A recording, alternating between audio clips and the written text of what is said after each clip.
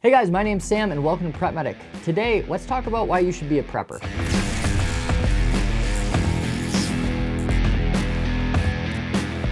So I want to talk about a couple things in this video. First and foremost, I want to talk about how prepping is an altruistic endeavor. And that sounds a little odd. It's not kind of a perspective I think we see a lot online, but let me explain. So if you are taking precautionary measures for you and your family, and we don't usually think about these things in the prepper sphere, but if you are wearing a seatbelt when you drive in your car, if you are wearing a helmet and your kids are wearing helmets when they're riding their bikes, if you take basic navigational equipment when you are out on a hike and you know some basic survival skills, you are going to create less of a burden on emergency services in general. And we'll talk about the breakdown of that system in a little bit. But if you are taking those things, there's less chance you will need, an ambulance, fire response, anything like that. If you get a little lost in the woods and you can find your way out, you aren't going to have a volunteer SAR team hiking through the woods for 12 hours trying to find you with, an air asset and the National Guard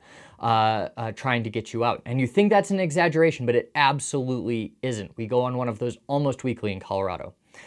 So just right there, you're taking away burden of others. Now let's talk about a disaster scenario. Let's talk about, a scenario where people are sheltering in place, or we have, clean water is shut off to homes for a period of time because of some kind of contaminant. If you have some stored drinking water right here, you are not having to go to that FEMA disaster tent to get more drinking water. That frees up resources for your community in general. That allows somebody else to get maybe an extra bottle of water, and at the very least, you are not taking up room in that line. You are allowing people to get in and out that much faster. Now, if more and more people do that, it's going to greatly reduce the strain on these responders in these situations. Now, again, this is not usually talked about in the prepper circles as being something that's altruistic, but something as simple as being in a modicum of good shape. Now, I'm not shaming anybody that's overweight or disabled or anything like that. There's a lot of different life circumstances. I get it. Things happen. I'm not talking down to anybody, so I don't want that to be misinterpreted. But if you have the ability to be in good shape, you have the ability to get out of your home, get your family out of your home, you have the ability to, once again, greatly reduce the strain on responders. If you're able to escape a fire, that means that there's a firefighter that doesn't have to come into a dangerous situation and drag you out themselves.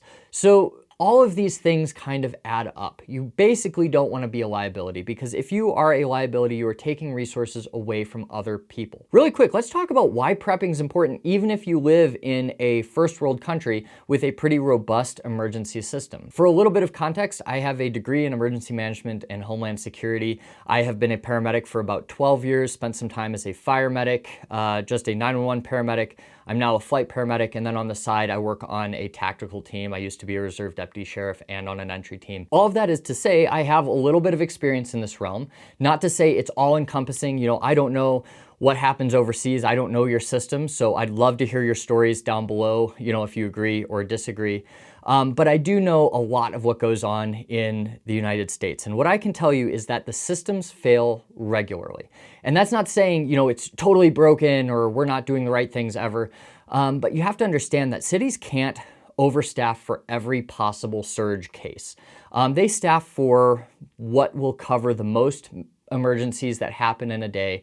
But if there is just a particularly bad day, there's a disaster or something going on, it's really easy for those resources to be absorbed.